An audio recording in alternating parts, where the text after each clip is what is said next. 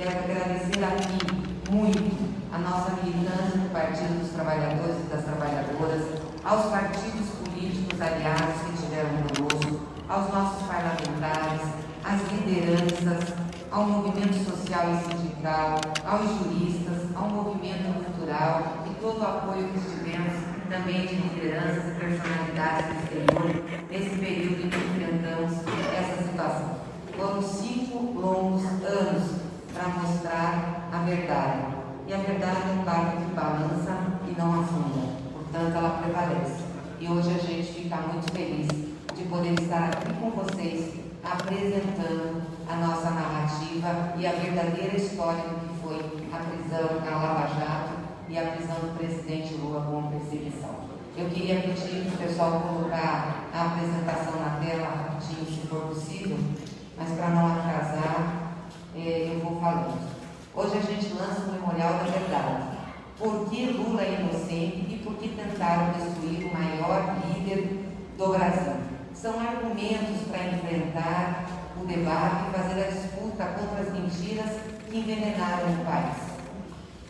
É um livro ilustrado, pode fazer isso, de 68 páginas, tem também a versão digital, então para quem está nos acompanhando, a versão digital está em pt.org.br/Memorial da Verdade, pode baixar esse material.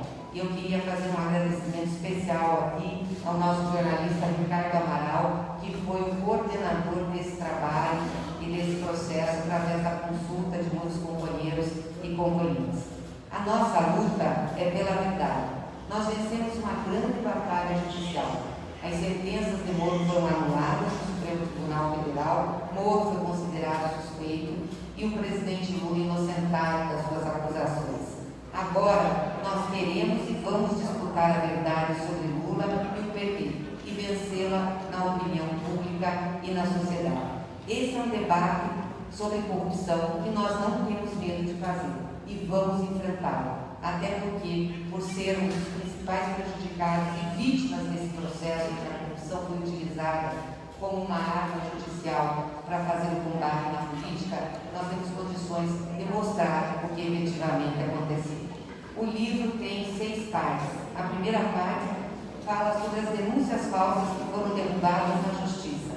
16 vezes o presidente Lula foi julgado, 16 vezes ele foi inocentado. Lula é inocente perante a lei. Não há nenhuma sentença transitada em julgado condenando o presidente Lula. E o livro traz um resumo de cada caso e todas as vitórias da defesa do presidente Lula na Justiça. Com isso, com certeza, o doutor Zanin vai falar. Segundo, por que prenderam e tentaram destruir Lula, o melhor presidente do Brasil em todos os tempos? Foi para combater a corrupção? Não. Foi para combater malfeitos? Não. Foi porque queriam combater um projeto de transformação e mudanças no país. Era o fim do ciclo das privatizações e entrega do Estado, era os direitos do povo com centralidade no orçamento público, era a construção de um Brasil soberano e protagonista, um novo projeto de país. Estávamos construindo um novo Brasil. Essas foram as questões mais importantes que com certeza motivaram essa perseguição. 3. A preparação, aí vem a preparação do ataque contra Lula na mídia e a farsa que a Lava Jato montou contra ele. A sabotagem do governo Dilma, um impeachment que não tinha crime para ser colocado no Congresso Nacional, foi um golpe. O massacre midiático que o presidente Lula e o PT sofreram nesses últimos anos. Só alguns dados que eu acho que são importantes para a gente ter a dimensão do que foi isso. Entre janeiro e agosto de 2016, o Jornal Nacional destinou mais de 13 horas de notícias negativas sobre Lula e nenhum minuto a favor. De janeiro de 2015 a setembro de 2016, a Folha, o Globo, o Estadão fizeram 693 editoriais contra o PT e Lula. E entre 2014 e 2017, a Veja, a Isto É e a Época deram 55 capas contra Lula. Portanto, nós tivemos, sim, uma presença muito forte da mídia como sustentação desse processo da Lava Jato. Ponto 4. A operação de guerra, o lawfare, o juiz acusador, a participação estrangeira e a propaganda na mídia. Foram utilizadas 15 táticas de guerra contra a Lula. A definição do campo de batalha, o controle das armas de ataque, o uso da espionagem contra o inimigo, as acusações falsas de corrupção, enfim. Aí está aqui descrito as 15 guerras utilizadas. Da espionagem à asfixia financeira. Todos os bens do presidente Lula foram bloqueados. E a corrupção da justiça, o papel da mídia e dos agentes estrangeiros, principalmente as agências internacionais. 5. Como a defesa provou que Lula é inocente e que Sérgio Moro foi um juiz suspeito e parcial. Também aqui o doutor Cristiano e a doutora Valência vão poder falar de forma mais detalhada. Mas acho que tem alguns pontos que são importantes. Primeiro, nunca transigir com a inocência, a verdade e o devido processo legal. Aprendemos isso com o presidente Lula, que esteve sempre à frente com a sua persistência e a sua teimosia na verdade, nos conduzindo nesse processo. Foi assim que a defesa atuou. As provas de suspeição de Moro e também da inocência em relação a Lula no processo. As decisões históricas na ONU e no STF. E ponto 6, e último ponto no nosso material, muito além do triplex, as duas grandes mentiras da Lava Jato e da mídia que envenenaram o Brasil, o quadrilhão e o petrolão. Farsas que devemos enfrentar com fatos e argumentos para resgatar a verdade. O quadrilhão, vocês lembram bem, baseado naquele PowerPoint do Dallagnol, e que depois teve uma denúncia do Janot, e essa estrutura do quadrilhão cai por terra com dois motivos, além da defesa eficiente apresentada pelos advogados do presidente Lula, mas dois fatos importantes. Uma sentença do juiz federal de Brasília, do Distrito Federal, que julgou essa denúncia, e ele, uma parte da sua sentença, recusou a denúncia. Ele diz textualmente que era uma tentativa de criminalização da atividade política. E mais tarde, Janot reconhece no seu livro que só fez a denúncia por pressão dos procuradores da Lava Jato para dar sustentação àquele PowerPoint. Então, cai por terra o quadrilhão. E o petrolão, que também é baseado nas denúncias com a Petrobras, que começa com Pedro Varusco, que cobrava percentual de contratos da empresa desde 1998, faz uma delação mentirosa e, quando está à frente do juiz e dos advogados de defesa do presidente Lula, não sustenta essa acusação, e mostra que o que ele cobrava nos contratos era para benefício pessoal e de amigos. Bom, a gente desmonta essas mentiras do quadrilhão, pode passar, do petrolão, nesse livro, desmonta a sentença e também fala da trajetória do Partido dos Trabalhadores e dos nossos governos no combate à corrupção.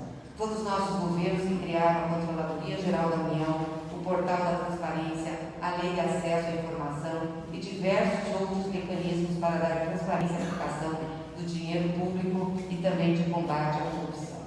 E, obviamente, apontamos também a quem interessa criminalizar a política. Aqueles que têm o dinheiro, que são a elite do país e que não precisam da política como instrumento de intervenção na sociedade.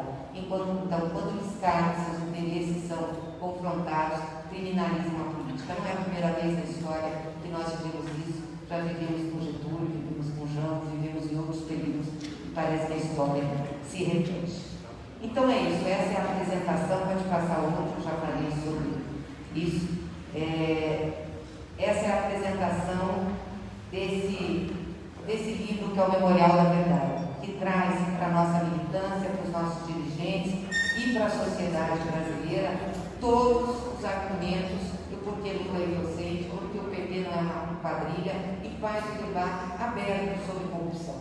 Quero dizer de novo aqui, nós não temos medo de receio de discutir esse tema.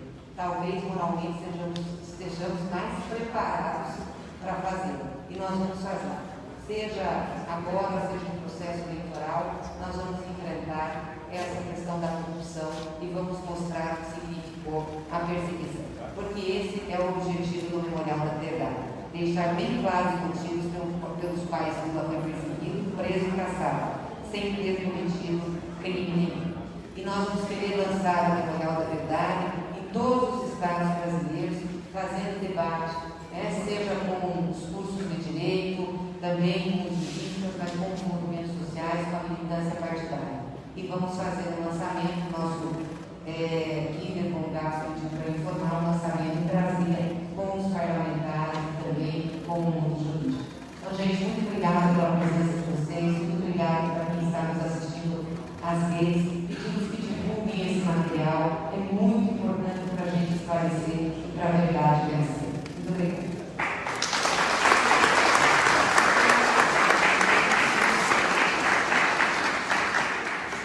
Nos momentos mais difíceis da perseguição, Lula sempre teve ao seu lado a solidariedade do povo e das mais diversas lideranças da sociedade. Hoje, aqui nesse evento, inclusive, nós temos diversas lideranças, autoridades, parlamentares, e no decorrer do evento, eu e o Ricardo Amaral, a gente vai anunciar a presença de algum deles. Começo por Antônio Carlos, do PCO, Arthur Henrique, da Fundação Perseu Abramo, Franklin Martins, que é ex-ministro da Secretaria de Comunicação Social, Gleide Andrade, a secretária nacional de Finanças e Planejamento do PT, Gilmar Tato, secretário nacional de Comunicação do PT, José Zenuino, que é ex-presidente e ex-deputado federal, Juliano Medeiros, que é o presidente do SOL, Laércio Ribeiro, presidente municipal do PT aqui da capital, Luiz Dulce, vice-presidente nacional do PT, Luiz Eduardo Guinhal, o LEG, membro do Diretório Nacional do PT e advogado, do presidente Lula também, Márcio Macedo, vice-presidente nacional do PT, Paulo Okamoto, meu companheiro de direção do Instituto Lula, Walter Sorrentino, do PCdoB, Zé Maria de Almeida, do PSTU. No dia infame em que ele partiu do Sindicato de São Bernardo para a prisão justa em Curitiba, estava ao seu lado, celebrando uma missa, o bispo Dom Angélico Sanda, do Bernardino. Vamos assistir agora a mensagem enviada especialmente por Dom Angélico. Em sua pessoa, agradecemos aos representantes das mais diversas religiões que foram solidários nessa caminhada.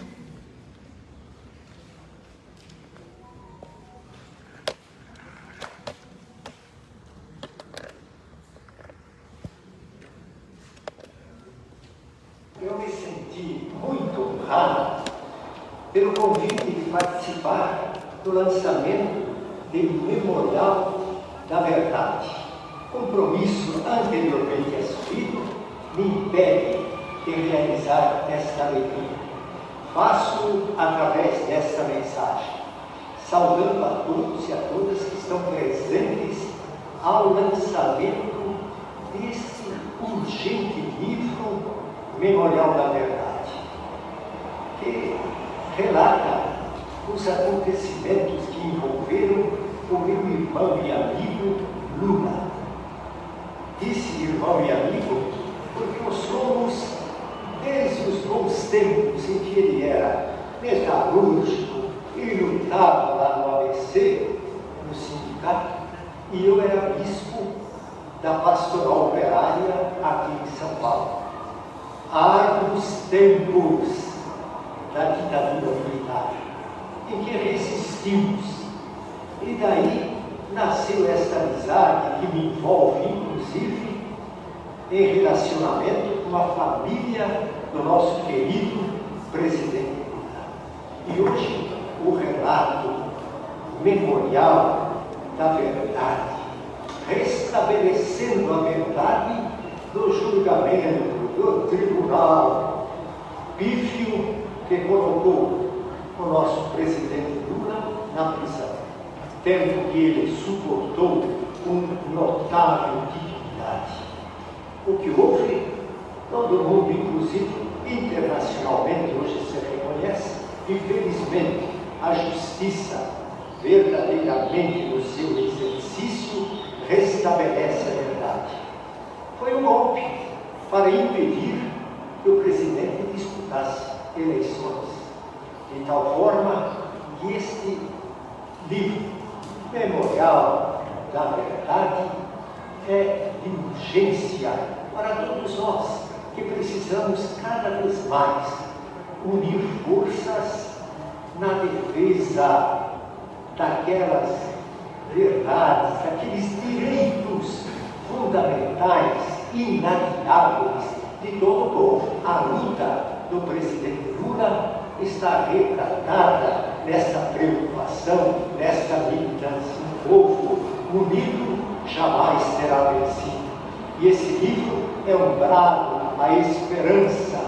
D. Paulo Evaristo, ele sempre nos animava diante dos problemas, dizendo: coragem, vamos avante, de esperança em esperança, na esperança sempre, e que sempre estejamos revestidos de verdade, de fraternidade, de amor e de justiça.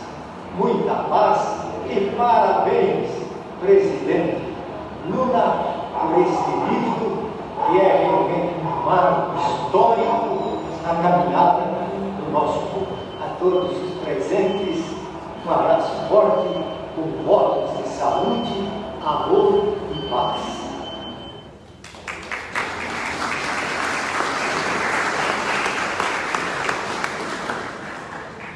Pela mensagem do Dom Angélico, gostaríamos de registrar a presença aqui de representantes de diversas festas. Anderson Margolin, os muçulmanos, a Dona Kika de Becém, as religiões de matriz africana, e mencionar alguns outros que não puderam comparecer, mas que nos mandaram saudações: Padre Júlio Lancelotti,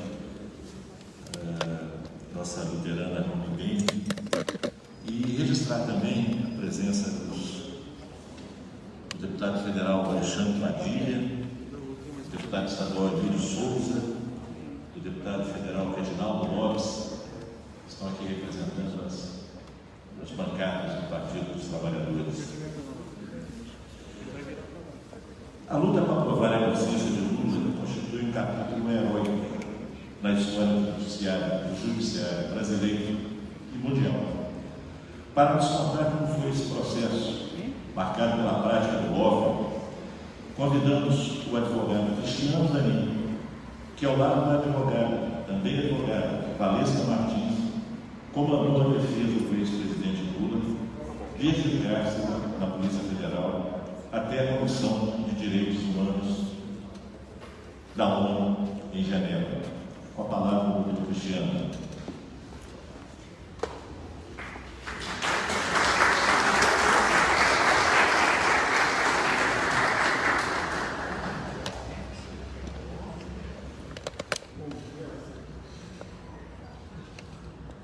Bom dia a todas e todos. Bom dia, presidente Lula. Bom dia, presidente Leite. Bom dia, governador. Acho que está. Doutor Marins, Comunidade, doutor Batório, Valesca, todos que nos acompanharam ao longo.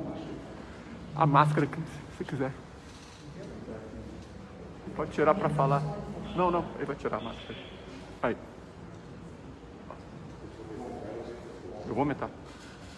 Então, eu estava aqui cumprimentando todas e todos que nos acompanharam ao longo desta trajetória que foi árdua, demorou, mas que chegou a um resultado que hoje estamos aqui expondo.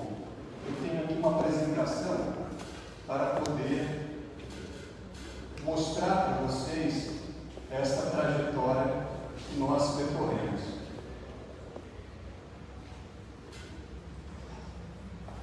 Bom, todo esse processo, o lawfare, começa com diversas capas de revistas, jornais, com matérias absolutamente mentirosas e que serviram para criar um clima para que fosse praticado esse lawfare contra o presidente Lula. São inúmeras capas que depois foram reproduzidas também em processos judiciais. Podemos ir. Bom, do início do nosso trabalho até hoje, o presidente Lula prestou 24 depoimentos, entre ações, inquéritos, procedimentos de investigação criminal, dentre outros. Então, sempre que foi chamado para depoimento, o presidente Lula compareceu e esclareceu toda a verdade. Mas não era isso que estava em jogo. Nós conseguimos identificar, a partir de um trabalho realizado, a partir do acesso aos arquivos oficiais da chamada Operação Escufo, um plano do Lula que foi construído pelos procuradores da Lava Jato.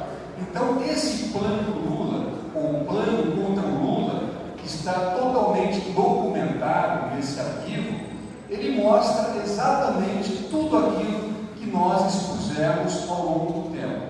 Então, primeiro, o procurador Deltan Dallagnol encaminha para os demais procuradores toda uma estratégia para atacar o presidente Lula. E essa estratégia envolvia a promoção de acusações sem nenhuma materialidade, diversas acusações, envolvia tomar o tempo dos advogados para que não houvesse a possibilidade efetiva de defesa e aquilo que eles chamavam detonar a imagem do presidente Lula, divulgando documentos, delações e material absolutamente inverídico. Então, aquilo que nós sempre dissemos, efetivamente pode ser verificado e está nos arquivos oficiais da SCUF como sendo o plano Lula, que foi efetivamente implementado para que o presidente Lula fosse condenado de forma injusta e fosse levado à prisão de forma ilegal, onde ficou 580 dias. Podemos seguir. Dentro desse plano Lula, houve a apresentação de inúmeras acusações sem nenhuma materialidade, acusações frívolas. Então, nós podemos verificar que de abril de 2016 até 2018 foram apresentadas inúmeras acusações, inúmeras denúncias, seguindo aquilo que constou no chamado Plano Lula, que foi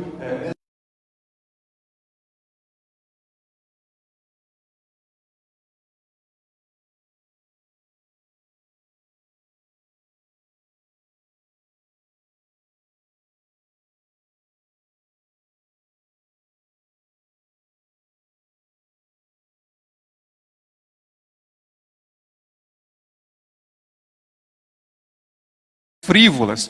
Então, nós podemos verificar que de abril de 2016 até 2018 foram apresentadas inúmeras acusações, inúmeras denúncias, seguindo aquilo que constou no chamado Plano Lula, que foi desenvolvido pelos procuradores da Lava Jato. Podemos seguir. Dentro dessa perseguição imposta ao presidente Lula, isso gerou a realização de inúmeras audiências. Só em Brasília foram 66 audiências. Somando com Curitiba, nós temos um total de 152 testemunhas. Desculpa, isso só em Brasília. Em Brasília, então, foram 66 audiências e 152 testemunhas ouvidas. E no Paraná, nós tivemos 4 ações penais que foram instauradas, a chamada ação do triplex, a chamada ação dos imóveis, a chamada ação do sítio de Atibaia e também a ação que trata de doações para o Instituto Lula. Podemos seguir. Todas essas ações foram construídas dentro de um chamado contexto. E qual era o contexto? O contexto era de que havia uma chamada organização criminosa que teria sido liderada pelo presidente Lula. Esse era o esteio, o eixo central de todas as acusações, e aí derivando para aquelas 4 ações que nós já referimos há pouco. Podemos seguir.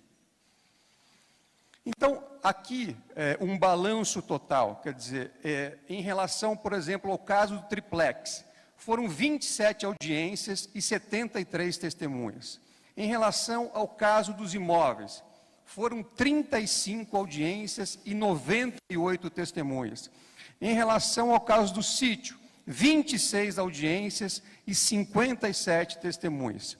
Então, nós tivemos em Curitiba, no total, 88 testemunhas e 88 audiências e 228 testemunhas ouvidas. Tudo isso em 4 processos, sem nenhuma materialidade e que não indicaram jamais qualquer tipo de prova contra o presidente Lula. Então, essa investida, essa perseguição contra o presidente Lula envolveu 154 audiências e um total de 380 testemunhas. Então, vejam que quando o Estado, por meio dos seus agentes, investe contra um cidadão, essa investida acontece de uma forma intensa e, no caso do presidente Lula, foram inúmeras audiências sem absolutamente demonstrar nada contra ele. Então, todos os processos somados, procedimentos, investigações, somaram mais de 200 feitos ao longo desse tempo. A sentença do triplex, a famosa sentença do triplex, foi proferida no dia 12 de julho de 2017. E depois, outras sentenças acabaram sendo também proferidas até que houvesse aquele julgamento em tempo recorde pelo TRF da 4ª Região, que acabou levando o presidente Lula à prisão injusta. Podemos seguir. Foi nesse cenário, a partir do momento em que detectamos que o presidente Lula estava sendo vítima de grosseiras violações às suas garantias fundamentais, que Valesca, eu e o Jeffrey Robertson levamos ao Comitê de Direitos Humanos da ONU o primeiro comunicado individual feito por um cidadão brasileiro, mostrando a violência, a agressão ao Pacto Internacional de Direitos Civis e Políticos da ONU. E esse procedimento vem sendo atualizado desde então, perante o Comitê de Direitos Humanos da ONU. Em 2018, nós obtivemos uma liminar do comitê para que o presidente Lula pudesse concorrer nas eleições presidenciais de 2018, porque a ONU não identificou a existência de um processo justo. Lamentavelmente, essa sentença, essa decisão foi descumprida pelos tribunais brasileiros, colocando o Brasil como inadimplente no cenário internacional. Então, percorremos toda essa trajetória, como eu disse, uma trajetória árdua que exigiu muito esforço de todos nós e, sobretudo, a resiliência do presidente Lula e de todos aqueles que o apoiaram neste período, né, de muito sofrimento para todos, mas conseguimos provar, caso a caso, na justiça, a inocência do presidente Lula. Então, nós tivemos, em primeiro lugar, a vitória na chamada ação do quadrilhão. A ação que acusava o presidente Lula de ser líder de uma organização criminosa teve fim, ela já foi encerrada, transitou em julgado. E o presidente Lula foi absolvido. Então, aquele eixo central utilizado em todas as acusações formuladas contra o presidente Lula já chegou ao fim. E existe uma sentença que o absolveu na primeira instância, e o Ministério Público, inclusive, concordou com o julgamento realizado e sequer recorreu daquela decisão. Então, é preciso, em primeiro lugar, chamar a atenção para esse fato, porque esse é o eixo central de tudo que foi produzido contra o presidente Lula. E essa absolvição definitiva é a maior demonstração de que tudo aquilo que foi construído pela Lava Jato e por aquilo que dela derivou, estava alicerçado, estava calcado numa mentira. A denúncia do quadrilhão, inclusive, chegou a ser reproposta. E o presidente Lula, mais uma vez, foi absolvido e essa decisão também transitou em julgado. E depois vieram outras diversas decisões que ou encerraram sumariamente as acusações contra o presidente Lula ou reconheceram a sua inocência com outras absolvições. Então nós tivemos uma rejeição sumária de um caso que buscava envolver um sobrinho do presidente Lula. Nós tivemos a absolvição definitiva num caso que foi originado da delação premiada do ex-senador Delcídio do Amaral. Nós tivemos a rejeição sumária de uma acusação que buscava envolver o irmão do presidente Lula. Podemos seguir. Nós tivemos a rejeição sumária de uma ação que buscava inculpar o presidente Lula pela chamada invasão do triplex. Nós tivemos a rejeição sumária de um caso que buscava enquadrar o presidente Lula na Lei de Segurança Nacional. Nós tivemos a rejeição sumária de um caso que buscava envolver um filho do presidente Lula. Em outro caso, que envolvia a Carta Capital, tivemos o encerramento, o arquivamento definitivo de um inquérito que investigava as palestras do presidente Lula. Aliás, esse inquérito ficou aberto por 5 anos e justificou, inclusive, o bloqueio de todo o patrimônio do presidente Lula e, ao final, chegou-se à óbvia conclusão de que as palestras do presidente Lula eram legítimas, foram realizadas e receberam o pagamento contratado sem nenhuma forma de ilicitude. Podemos seguir.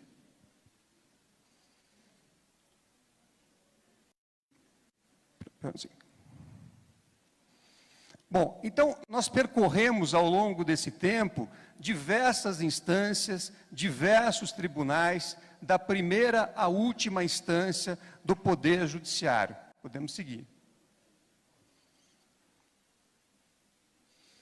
Eu acho que é importante destacar, e a Gleisi já fez referência aqui, ao caso do quadrilhão, no trecho em que a sentença define aquilo que é a essência dessa acusação. Disse o juiz que proferiu a sentença que absolveu o presidente Lula definitivamente no caso do quadrilhão. As palavras são textuais do juiz. A denúncia apresentada, em verdade, traduz tentativa de criminalizar a atividade política.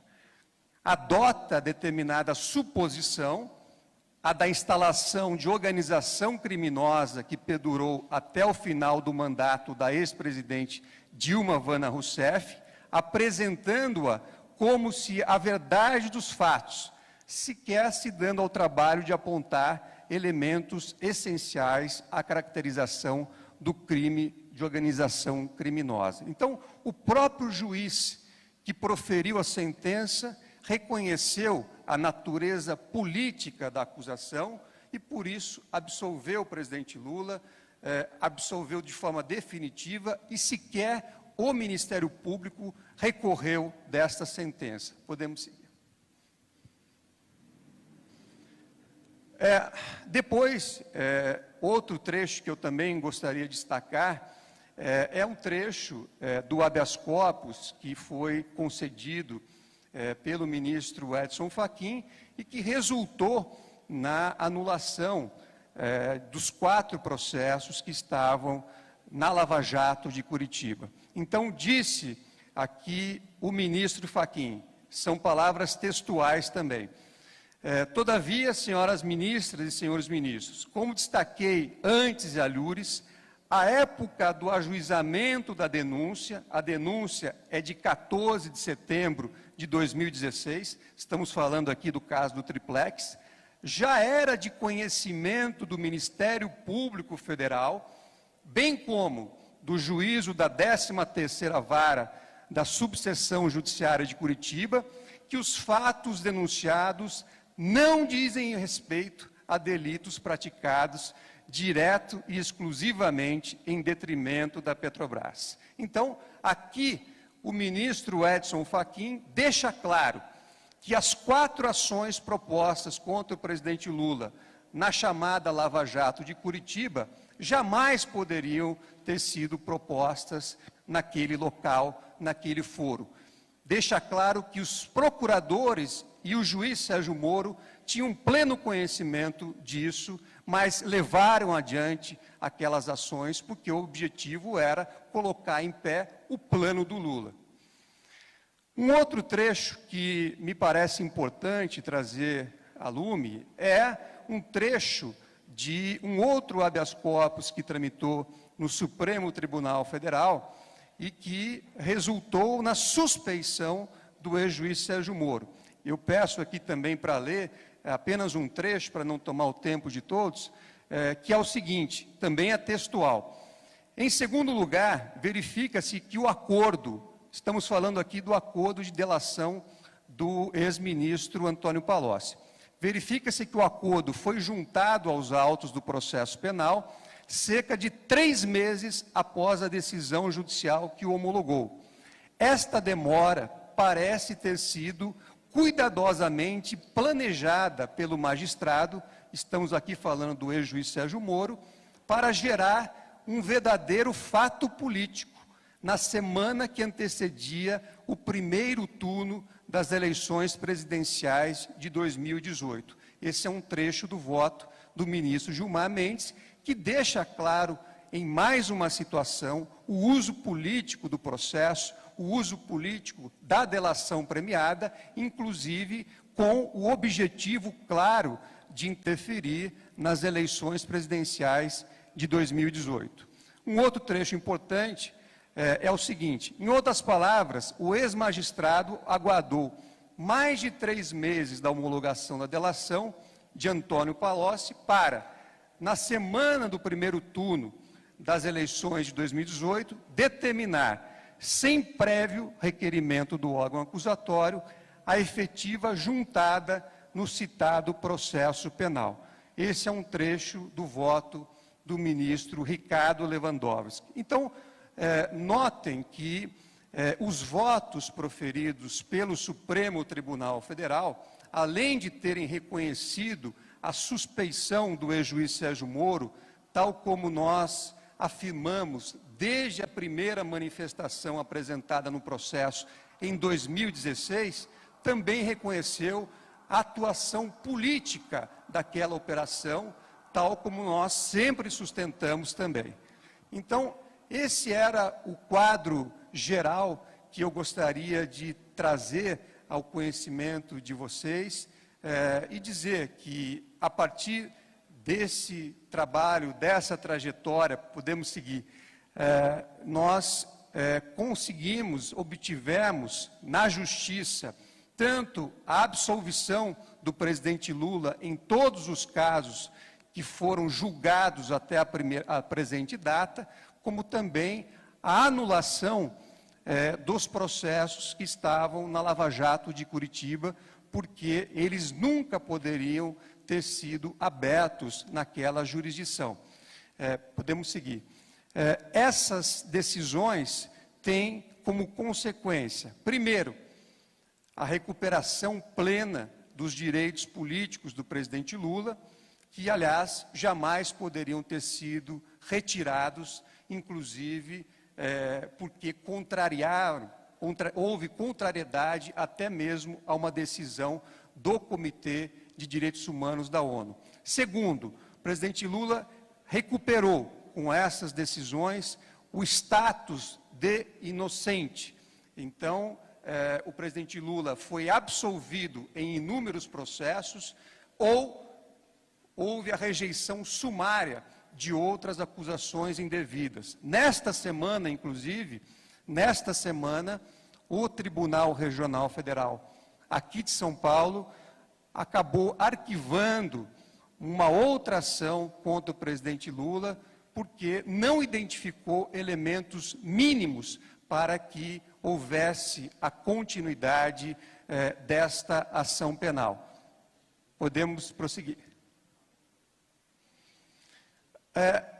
Ainda acho importante, antes de finalizar, trazer aqui ao conhecimento de todos um trecho da decisão proferida pelo Conselho Nacional do Ministério Público no chamado caso do PowerPoint. É importante lembrar que esta representação foi apresentada por nós no dia seguinte à apresentação do PowerPoint, mas então o procurador Deltan Dallagnol acabou não recebendo nenhuma punição porque o caso prescreveu.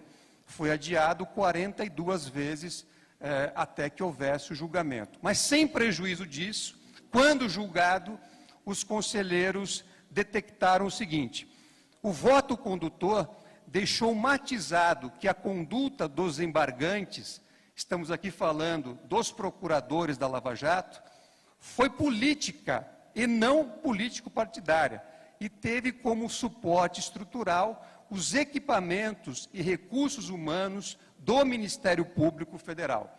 Por essa razão, a falta do elemento disciplinar, obstado pela prescrição, remanesceu a utilidade intrínseca do procedimento. Então vejam que, mesmo não tendo aplicado a punição, o Conselho Nacional do Ministério Público reconhece atividade política por parte dos procuradores da Lava Jato. Então, como eu disse aqui, depois de termos passado por todos esses procedimentos, chegamos a vitórias importantes e essas vitórias recuperam os direitos políticos plenamente do presidente Lula, recuperam o seu estado de inocência e ainda também recuperam a própria credibilidade do sistema de justiça, que foi abalada por essas decisões políticas, por essas iniciativas políticas, não do Ministério Público ou do Poder Judiciário, mas de alguns dos seus membros que não honraram as funções que ocupam. Então, eu gostaria de agradecer o convite mais uma vez, a oportunidade de fazer essa exposição, agradecer a Valesca Martins, que participou comigo e toda a equipe dessa trajetória, o doutor Batóquio também, que esteve conosco nessa trajetória, e também o perito Cláudio Wagner, que está aqui presente, que também teve uma atuação muito importante para nos ajudar a revelar tudo aquilo de errado que havia na Lava Jato e por que o presidente Lula foi injustamente condenado e preso. Então, deixo aqui a minha saudação a todos e agradeço mais uma vez a oportunidade. Muito obrigado.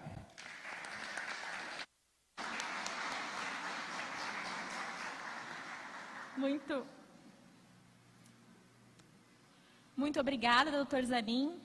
Uma grande parcela da comunidade jurídica se mobilizou contra as arbitrariedades que o presidente Lula sofreu durante esse processo.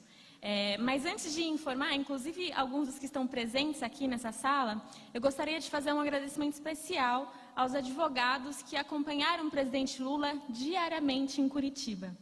São eles o doutor Zanin e a doutora Valesca, que já estão aqui, mas também o doutor Luiz Eduardo Greenhalgh, o LEG, o doutor Manuel Caetano, junto do doutor Rocha, que inclusive diariamente, todos os dias da semana, estavam com o presidente Lula, o doutor Roberto Batóquio e o doutor Vadir Damos, que é ex-presidente da OAB do Rio de Janeiro, deputado federal.